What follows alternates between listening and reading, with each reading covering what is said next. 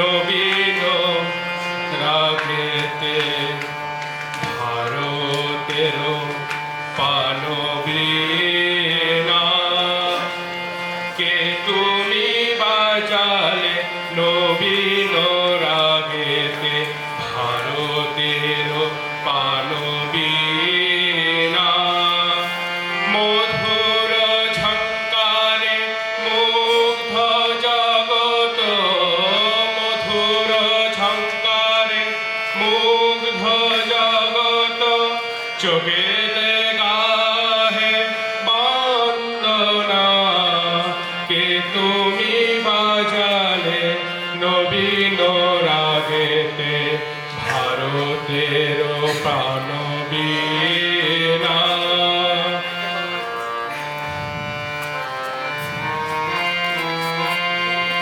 ললিত ছন্দে গভীর মন্দে পশিল সে তান রান্ধে রান্ধে ললিত ছন্দে গভীর মন্দে পশিল সে তান রান্ধে রান্ধে জাগিল সুপ্ত লুপ্ত গৌরব জাগিল সুপ্ত লুপ্ত গৌরব ভারত বর্ষ দীনা কে তুমি বাজালে নবীন রাগেতে ভারতের প্রাণবীণা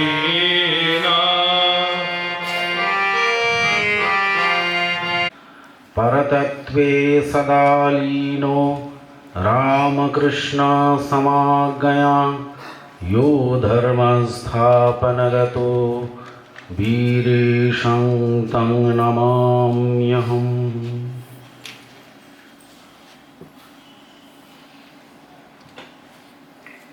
মঞ্চে উপবিষ্ট আমার স্নেহের ভাই সাধু ভাই স্বামী ধ্যায়ানন্দকে আমার শুভেচ্ছা নমস্কার দিই এবং মঞ্চে উপবিষ্ট সম্মানীয় শ্রী অরুণ বেরা মহাশয় এবং শ্রী আলোক চট্টোপাধ্যায় মহাশয় এদেরকেও আমার যথাযোগ্য সম্মান প্রদর্শন করি এবং আমার সম্মুখে উপবিষ্ট স্বামীজির যুব আবাহন শুনতে আসা এই শিক্ষিত পড়ুয়া এবং যুবক যুবতীবৃন্দ, আমার আগে আমারই এক ভাই ধ্যায়ানন্দ মহারাজ বলে গেলেন অনেক কিছুই, সবটাই কিন্তু গ্রহণযোগ্য, খুব বেশি আর বলার ওই ব্যাপারে কিছু নেই। তবে আমি ওইগুলিকে অবলম্বন করে একটু আমাদের ব্যবহারিক জগৎ অর্থাৎ তোমাদের ব্যবহারিক জগতের দিকে দেখব, পর্যালোচনা করব। যে কথা বলবে না, কি কথা? উঠে দাঁড়াও, বলো পরস্পরের মধ্যে কি কথা হচ্ছিল, বলো বলো। সৎসাহস যদি থাকে উঠে বলো, উঠো ওঠো। কি এমন জরুরি কথা? কিসের জন্য এখানে এসেছো? জামা কাপড় পরে সেজে গুজে ফর্মালিটি বজায় রাখতে এসেছো, না এই শিবিরে এই যে স্বামীজির যুব আবাহন তাতে অংশ নিয়ে এই সভাটাকে সাফল্য করতে এসেছো, নিজে কিছু নিতে এসেছো? আমার দিকে তাকাও, কি কথা বলো? ভয় নেই, লজ্জাও নেই? তোমার মতো এখানে বহুজন রয়েছে, অনেকেই পেছন দিকে।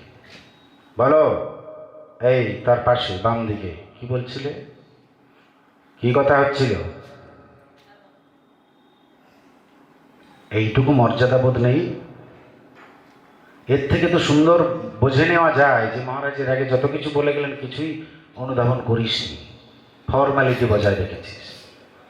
তার থেকে আরও আমরা সহজেই ধরে নিতে পারি, তুই ক্লাসেও তাই, স্কুলেও তাই, আরও আমরা ধরে নিতে পারি বাড়িতেও বাবা মার কাছে তাই। তোর এই ব্যবহারটাই এখানে এইসব পরিচয় দিল। তো আমরা এই স্বামীজির কথাগুলিতে সতর্ক থাকবি। মহারাজ কি বলে গেলেন? জীবনটা তৈরি করবি, ধন্য হবি। কি কি কারণে ধন্য হবি মহারাজ সেটা সম্পূর্ণভাবে সুন্দরভাবে ব্যাখ্যা করলেন, সেটাও মনে রেখাপাত করেনি। বিষয় কথা, আলতু ফালতু কথা, সময় নষ্ট। তো আমরা ব্যবহারিক জগতের দিকে একবার দেখব। যা কথা আলোচনা হলো তার মধ্যে একটি কথা ঘুরে ফিরেই চলে আসে, একটি শব্দ, সোজায় বস। সবাই সোজায় বস, হেলান দিয়ে নয়। এটা খেয়াল রাখবি, তোরা বার্ধক্যে পড়ে যাসনি, তোরা এখন যুবক। বিজ্ঞানসম্মত দিক থেকেও আমরা যদি মেরুদণ্ড সোজা রাখি, আমাদের ব্লাড সার্কুলেশন সুন্দরভাবে চলবে, মস্তিষ্কেও হবে, আমার মস্তিষ্ক কাজ করবে, উপর হবে, অনুধাবন করবার ক্ষমতা, স্মৃতিশক্তি, ধী শক্তি বাড়বে। জানি সেগুলো, বইতে পড়েছিস, কিন্তু সেগুলোকে পর্যালোচনা করিসনি, জীবনে কার্যকরী করিসনি, ভাবিসনি। তাই তোদের এই রকম সমস্ত জায়গায়। স্বদেশ মন্ত্রে আমরা দেখলাম পরানুবাদ, এটি একটি অত্যন্ত গুরুত্বপূর্ণ কথা। এবার তোরা তোদের নিজেদের জীবনের দিকে তাকা। পরানুবাদ তোরা, স্বামীজি না বলছেন, তোরা গ্রহণ করেছিস না করিসনি? গ্রহণ করিসনি। পরানুবাদটাকেই তোরা অনুকরণ করে চলেছিস, কারণ তার যদি ভালো জামা হয় আমি নেব, তার অ্যান্ড্রয়েড ফোন, যে আইফোনও হতে পারে, যা হয়েছে আমি সেটা নেব, এনি হো কন্ডিশন। বাবা মার কথা আমি শুনবো না। এগুলো তোরা করিস। এগুলো স্বামীজির কথা যারা শুনবে, স্বামীজিকে যারা ভাববে, স্বামীজির কথা একটু আগেই মহারাজ বলে গেলেন যে স্বামীজির লেখা চিঠি যারা পড়বে, স্বামীজির শক্তি তাদের মধ্যে আসবে, স্পিরিট। তোরা উল্টোটাই করে যাচ্ছিস। আর আমার যতটুকু মনে হয়, ফর্মালিটি বজায় রাখতে তোরা সকালে সেজে গুজে এসে গেছিস। অনেককে আমি দেখছি আমাদের এখানে প্রবেশের আগেই কিন্তু তাদেরকে ব্যাজ দেওয়া হয়েছে যুব প্রতিনিধি বলে। অনেকে ব্যাজটা গলায় রেখেছে, অনেকে রাখেনি, সৌজন্যবোধ। আমি যে যুব প্রতিনিধি একজন, এটা নিজেকে ভাবতে বলতে লজ্জা। এই লক্ষণ ভালো নয়, স্বামীজি এটা চাননি। সাহস, হেবীর সাহস অবলম্বন করে সবেতেই নিষ্ঠা, ভরসা রাখতে হবে। সেই ঘুরে আত্মশ্রদ্ধা, আত্মবিশ্বাস আসছে। সব কিছু মিলে একটি চরিত্র চাই, সেটি স্বামীজি বারে বারে বলছে। চরিত্র কি? কতগুলি অভ্যাসের সমষ্টি। কেউ যদি ভালো অভ্যাস নিজের মধ্যে আনে, তৈরি করে, সে ভালো চরিত্রের অধিকারী হবে। আর উল্টোটি যদি হয়, সে তাই হবে। এবার নিজেরা নিজেদেরকে এই দুটো কথার জায়গায় বসার, ব্যবহারিক জগতে দিয়ে ভাব, পর্যালোচনার বিষয়টি নিজেদেরকে আত্মবিশ্লেষণ কর, ভাব। সামাজিক জীব হিসেবে সমাজের প্রতি একটা দায়বদ্ধতা রয়েছে, আমরা প্রত্যেকেই জানি, বইতেও পড়েছি সব কিছু। সেটা কিভাবে সম্ভব? স্বামীজি বলছেন চরিত্র গঠনের মধ্যে সমাজের সঙ্গে একটা সেতু তৈরি হতে হবে। আমি সমাজের সঙ্গে একটা সেতু হিসেবে হব। কিভাবে? চরিত্র যদি গঠন ঠিক থাকে, চরিত্র যদি আমার ঠিক থাকে, মহারাজ একটু আগে বললেন সত্য কথা বলা, অহিংসা করা, নিঃস্বার্থপরতা হওয়া, এইগুলি বিশেষ, আরো অনেক রয়েছে। এগুলি আত্মবিশ্বাস, নিজের প্রতি বিশ্বাস রাখা। স্বামীজি বলছেন যে নিজের প্রতি বিশ্বাস করে না, সে ভগবানকেও বিশ্বাস করে না। কারণ মহারাজ বললেন তোমার মধ্যে ভগবান আছেন, সমস্ত শক্তি তোমার মধ্যে আছে। সেইটুকু নিজের মধ্যে ভাবতে হবে, সেইটাকে জাগরিত করতে হবে। কিভাবে? এই পরপর সত্য কথা, অহিংসা, দয়া, ধর্ম, ক্ষমা, মহারাজ আরো বললেন যে হাত ধরে একসঙ্গে চলা, সবকে নিয়ে। স্বার্থ বুদ্ধি যদি থাকে তাহলে কিন্তু এগুলি অসম্ভব। স্বার্থ বুদ্ধি ত্যাগ অত্যন্ত আবশ্যক। তোমরা নিজেদের জায়গায় বসে ভাবো, তোমরা কতখানি স্বার্থযুক্ত না কতখানি স্বার্থ মুক্ত। নিজেদের স্বার্থ এতখানি নিজের কাছে প্রিয়, পিতা মাতাকেও আমরা, তোমরা নিজেরা ভাববে, আমি প্র্যাকটিক্যালটা বলছি, ব্ল্যাকমেল করি। টিউশন ফিজে হতে পারে, গার্মেন্টস পারচেসিংয়ে হতে পারে, মোবাইল ইলেকট্রনিক ডিভাইসেস পারচেসিংয়ে হতে পারে, অল অ্যাসপেক্টসে হতে পারে। তোমরা করে যাচ্ছ কিন্তু ভাবো ভাবো। তার জন্যেই তোমাদের ধৈর্য নেই, অস্থির মস্তিষ্ক, স্থির চিন্তা ভাবনা নেই। স্বামীজি বলছেন একাগ্রতা, মহারাজও বললেন এই একাগ্রতা তখনই আসবে স্বার্থবুদ্ধি যখন যাবে, আত্মসংযম আসবে, নিজেকে সংযম করা। আমি যদি ছাত্র হই, নিজেরা জীবনে ভাববে, ব্যবহারিক জগতের কথা হচ্ছে, তুমি স্টুডেন্ট, তোমার ভাবনা কেমন হবে? হিতোপদেশে বলা আছে ছাত্রাণাম অধ্যয়নম তপঃ, ছাত্রদের তপস্যা হচ্ছে অধ্যয়ন করা। তুমি ছাত্র, তুমি অধ্যয়ন করছো, তোমার আদর্শটা কি হবে? পড়াশোনার সঙ্গে আমার রিলেটেড যা কিছু সেটি আমার ক্ষেত্রে গ্রহণীয়, আর যেটি প্রয়োজন নেই সেটি আমার ক্ষেত্রে বর্জনীয়। তোমরা কেউ ভেবেছ এটা? গ্রহণ বর্জন, উচিত অনুচিত, ভালো মন্দ, সত্য মিথ্যা বিচার তোমরা করো না। এই বিচারটুকু তোমরা করো না, করো না বলেই তোমাদের মাইন্ড রেস্টলেস। এইটুকু সময় এখানে স্থির হয়ে বসে থাকতে পারছো না, অপ্রয়োজনীয় কথাগুলো বলে যাচ্ছে। তার মানে এটা কি? না বাক সংযম, না আত্মসংযম, না ইন্দ্রিয় সংযম, কোনোটাই নেই। ইন্দ্রিয় সংযমের তো কথাই নাই। এগুলি বিশেষভাবে আবশ্যক মনে রাখবার। স্বামীজি এইরকম যুবক চাননি, দৃঢ়িষ্ঠ, বলিষ্ঠ, মেধাবী। মহারাজ বললেন সুস্বাস্থ্যের অধিকারী, সুঠাম। তার মানেটা কি? কনস্ট্রাকটিভ আইডিয়া সে মাথায় আনতে পারবে, গঠনমূলক চিন্তা ভাবনা সে আনতে পারবে, ভাবতে পারবে, সেটাকে কার্যে পরিণত করতে পারবে। এই চিন্তা করার জন্য যে শরীরে সক্ষমতা চাই সেটি। তাই স্বামীজি এক জায়গায় বলেছেন যে গীতা পাঠের থেকে ফুটবল খেলা ভালো। গীতার যে সারমর্ম, যে বাণী, যে আভ্যন্তরীণ যে নিহিত অর্থ, সেটি বুঝতে গেলে উর্বর মস্তিষ্কের প্রয়োজন হয়। উর্বর মস্তিষ্ক হয় তখনই যখন চেহারা সুঠাম হয়। এইগুলি খেয়াল রাখা আবশ্যক।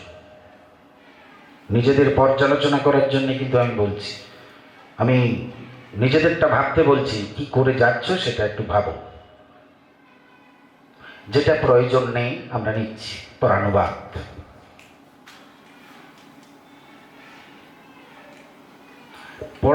আমরা পড়াশুনো করছি, পড়াশুনোর সঙ্গে যা কিছু যুক্ত আমরা সেটা ভাবি না যে হ্যাঁ ও একটা অ্যান্ড্রয়েড ফোন নিয়েছে হাইফাই, আমি একটা নেব। ভাবতে হবে এটা আমরা কতখানি পড়ার কাছে আমার লাগবে, ঠিক ততখানি। তার বেশি যদি নেওয়া হয়, অপব্যবহার, মিসইউজ তোমরা যেটা বলো, তখনই মাইন্ড রেস্টলেস, যেটা তোমাদের এখন অবস্থা। সততা, মহারাজ বললে সত্য কথা বলা। নিজেরা ভেবে দেখো কতখানি সত্য কথা বলো, ভেবে দেখো।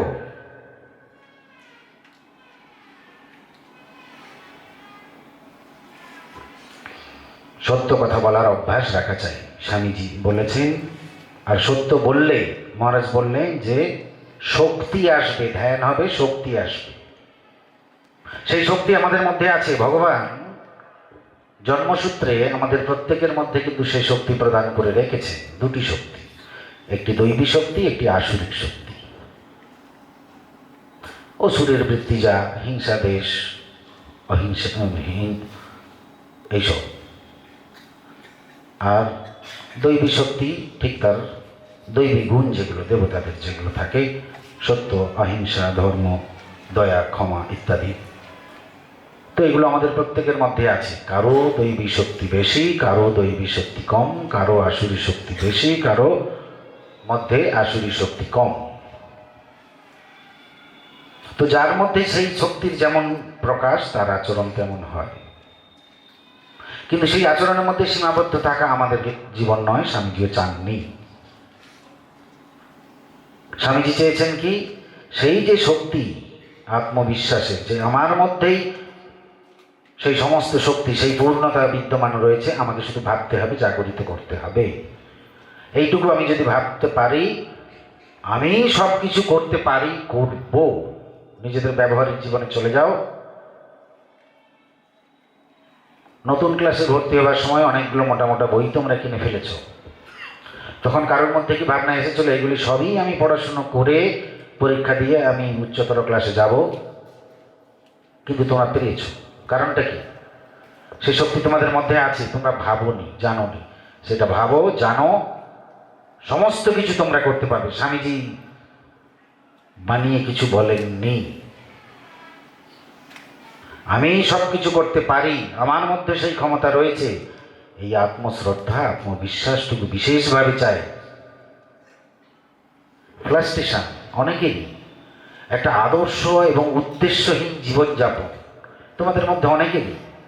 আরে এইটা যে পড়ছি কি হবে, এরপরে তো এরকম আছে অনেক কিছু, লাইফ কি হবে, কি ক্যারিয়ার তৈরি করব, এদিকে সংসারের এই অবস্থা। আমি প্র্যাকটিক্যালটাই আসছি, ব্যবহারিক জগতে এরকমই অনেকেরই আছে। কেন আছে? কেন থাকবেই বা কেন? স্বামীজিকে ভালোবাসতে হবে, স্বামীজির কথাটাকে নিতে হবে, তাহলে স্বামীজির শক্তি নিজের মধ্যে আসবে, সেই বিশ্বাস আসবে, আমিই সব করতে পারি, আমিই করব সব, অনায়াসেই আসবে। পরীক্ষামূলকভাবে একবার ভাবো, দেখো মেলে কিনা। মিলবেই মিলবে, এইটুকু কিন্তু আবশ্যক আছে। আমি দিকগুলো একটু, আবশ্যকীয় দিকগুলো একটু একটু করে আমি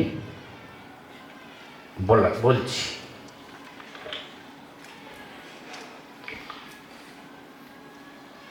মহারাজ, আমাদের দয়ানন্দ মহারাজ বলেছেন যে সবাই একসঙ্গে হাত ধরে চলবো, নিঃস্বার্থ ভাব। সবার মধ্যেই তো ভগবান আছেন, এটা জানলাম। আগে নাই বা জানি, আগে হয়তো জানিনি, আজকে শুনলাম মহারাজের কাছে, আমরাও জানলাম, বুঝলাম সবার মধ্যে ভগবান আছেন। তুমি যে পাশের জনের প্রতি হিংসা করবে, কাকে হিংসা করবে? তার তো শরীরটা একটা পঞ্চভূতির তৈরি একটা স্থূল শরীর, তার তো নড়বার চড়বার ক্ষমতা নেই, কাজ করবার ক্ষমতা নেই, সে নিষ্ক্রিয়। তার মধ্যে ভগবান আছেন বলে তার সন্নিধি বশত এই শরীরটি সচল, সক্রিয়, ক্রিয়াশীল। তো কাকে অপমান করা হচ্ছে, কার প্রতি হিংসা করা হচ্ছে? ভাবো, ভগবানের প্রতি হচ্ছে। তো ভগবানের প্রতি হিংসা করবার তো কিছু কন্টিনিউ আমার মধ্যে আছে, তাহলে আমি আমাকেই হিংসার দেশ এইসব করছি। স্বামী যেটা চাই, বিশ্বাস, আত্মশ্রদ্ধা, আত্মবিশ্বাস, এইটা যদি রাখা যায়, সবার সঙ্গে মিলে হাত ধরে চলার কথা যেটি বললেন, অর্থাৎ সবার মধ্যে ভগবান আছেন, এই আত্মীয় ভাব, এই ভাবটি নিয়ে চললে নিঃস্বার্থপরতার ভাব পরস্পরের মধ্যে আসবে। সেই নিঃস্বার্থ ভাব নিয়ে চললে সামাজিক চেতনা নিজের মধ্যে বৃদ্ধি পাবে। তুমি যে একটা সমাজের জীব, সমাজের প্রতি তোমার কর্তব্য আছে।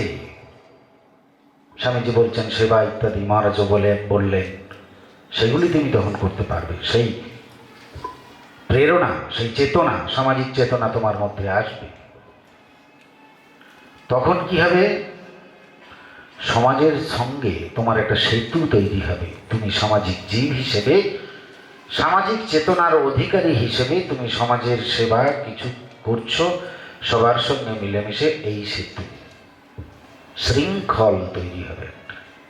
এক একটি কড়া দিয়ে শৃঙ্খল হয়, তদ্রূপ নিঃস্বার্থ ভাব নিয়ে এক একজনের সঙ্গে এক ভাব নিয়ে হাতে হাত ধরে নিজের মঙ্গল, সমাজের মঙ্গল করবার শৃঙ্খল তৈরি হবে। তাতে কি হবে? প্রথম গণ্ডিটা ভাববে, মন দিয়ে ভাববে, তুমি যদি এই রকম ভাবের অধিকারী হও, আচরণ যদি করো, তুমি নিজে উপকৃত হলে। ধরো তুমি ক্লাসে বসে এটি ভাবলে, তোমার পাশের জন বন্ধু তারা উপকৃত হলো, সেই ভাব পেল, সেই ক্লাসরুম কালে কালে হলো পুরো, স্কুল পুরো হলো, বাড়ি পুরো হলো, প্রতিবেশী পুরো হলো, গ্রাম পুরো হলো, এবং সমাজ পুরো হলো, দেশ পুরো হলো। সেইভাবে ভাবিত।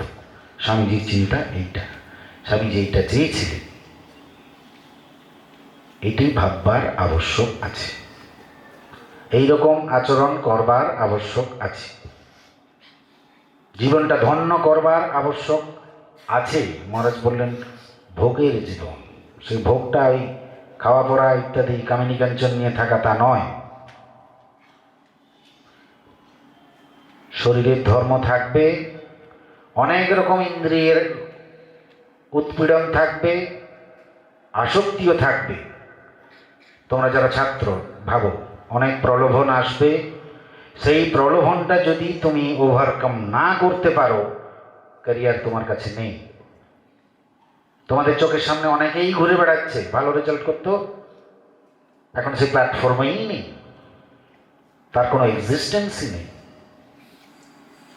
আছে এরকম, এটা ব্যবহারিক জগৎ, ভাবো। এবার আরেকটি কথা, স্পেশালি ফর ইলেকট্রনিক ডিভাইসেস। তোমরা যে ইলেকট্রনিক ডিভাইস মানে অ্যান্ড্রয়েড ফোন তোমরা ইউজ করো, নিজেরা ভাবো কতখানি পড়ার জন্য তোমরা ইউজ করো, কতক্ষণ, কতটুকু। প্রত্যেকের কাছে এক বা একাধিক আছে, কতটুকু? খুবই কম, খুবই কম। কিসের জন্য করো? সেন্স এনজয়মেন্টের জন্য, নিজের মনের অস্থিরতা বাড়ানোর জন্যে। আত্মসন্তুষ্টি নাই, ভালো খেতে দিলেও নাই, ভালো পড়তে দিলেও নাই, ভালো টিউশন দিলেও নাই, ভালো স্কুল দিলেও নাই। তার কারণ বিচার নাই। আমার কোনটি গ্রহণীয়, কোনটি বর্জনীয়, কোনটি ভালো, কোনটি মন্দ আমার এই ছাত্র জীবনের পক্ষে, সেই বোধটি নাই, সেই বিচারই নাই। তাই রেস্টলেস মাইন্ড। স্থির চিন্তা কিছু করতে পারো না, স্থির হয়ে তোমরা বসতে পারো না। বাবা মা কি বলছেন সেটা তোমরা স্থিরভাবে শুনতে পারো না, অবজ্ঞা করে যাও। এটি আত্মশ্রদ্ধা যার থাকবে, গুরুজনের প্রতিও তার শ্রদ্ধা থাকবে, ভগবানের প্রতিও তার শ্রদ্ধা থাকবে। এবার নিজেরা নিজেদের জায়গায় রেখে বিচার করে দেখো কোন জায়গায় আছো।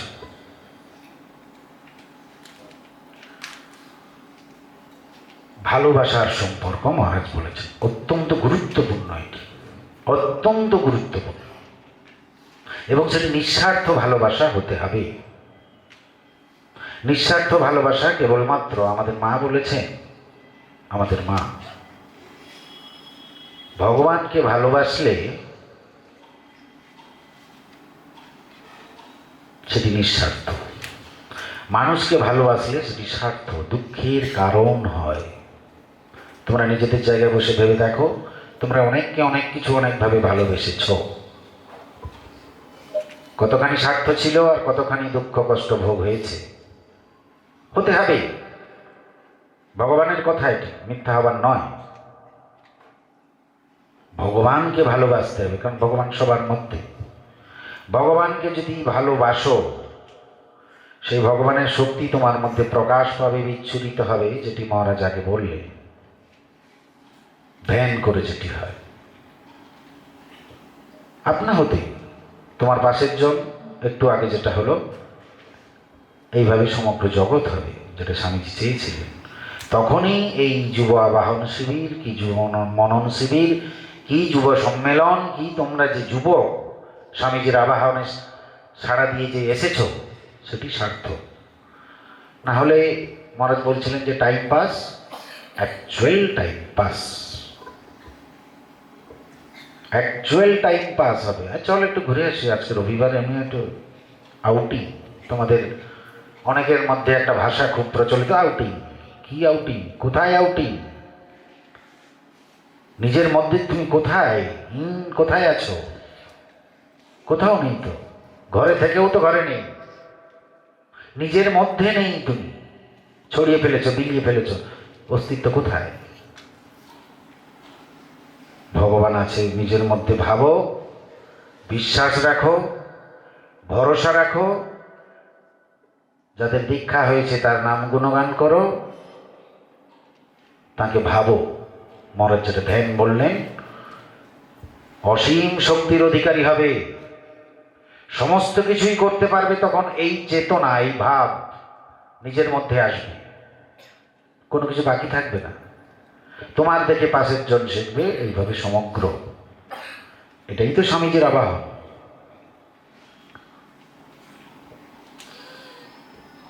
আরেকটি যেটি অত্যন্ত গুরুত্বপূর্ণ, আমাদের মা বলছেন কারোর দোষ না দেখা, দোষ দেখবে নিজের। আমরা মানে তোমরা নিজেদের ভাবো, তোমরা নিজেদের দোষ নিজেরা কতখানি দেখো, আর অন্যের দোষ কতখানি দেখো। ভাবো, দিয়ে নিজে বিচার করো যে তুমি কোথায়, তোমার প্ল্যাটফর্মটা কোথায়, এক্সিস্টেন্স তোমার কতখানি। দেখো, ভাবো, পর্যালোচনা করো। নেই, আমি বলতে পারি নেই। তোমরা নিজেরা কেউ নিজের দোষ ধরতে শেখনি, সৎসাহস তোমাদের নেই। আমি যদি বলে দিই আমি ওর কাছে ছোট হয়ে যাব, অপমান হয়ে যাব, আমার একটা প্রেস্টিজ। কিসের প্রেস্টিজ? ভালো জামা কাপড় পরলে প্রেস্টিজ হয় না। কি প্রেস্টিজ? তোমার এক্সিস্টেন্স কোথায়? প্রেস্টিজ তখনই হবে, মহারাজ যেটা বললেন, নিঃস্বার্থ সেবা, অন্যের সঙ্গে হাত ধরে চলা, অন্যের জন্য ভাবা, তবেই তোমার এক্সিস্টেন্স, তবেই তোমার প্রেস্টিজ। তুমি আছো,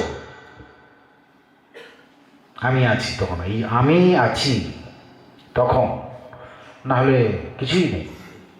কাঁচা আমিটা রয়েছে, অহংকার যুক্ত আমিটা। তখন তুমি যদি সৌগত পাণ্ডে হও, তো তুমি সৌগত পাণ্ডেটাই আছো। একটা রক্ত মাংসের শরীরে, একটা চামড়া লাগানো, চুল টুল লাগানো, একটা জামা কাপড় ওয়েল ড্রেসড। এটা ওর সঙ্গে জন্তু জানোয়ারের কোনো তফাৎই নেই।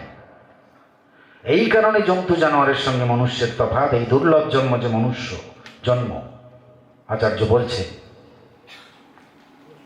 তখনই সম্ভব। কারণ মনুষ্যের একটা স্বতন্ত্রতা, স্বাধীন চিন্তা, স্বাধীন ভাব, একটা সত্তা তার মধ্যে আছে, বিচার শক্তি তার মধ্যে আছে। নেই তোমার মধ্যে, তো তোমার মধ্যে নেই। কারণ যদি থাকতো, তুমি নিজের দোষটা সবার সামনে তুমি বলতে পারতে। তুমি তোমাকে এতখানি ভালোবাসো, এই আমি, এই সুজিত পাণ্ডে, আমি এইটাকে এত বেশি ভালোবাসি, এই অহংকার যুক্ত একখানা রক্ত মাংসের পিণ্ডটাকে, এর বাইরে আমি যেতে পারছি না। আমি কিছুতেই দোষ স্বীকার করতে পারছি না।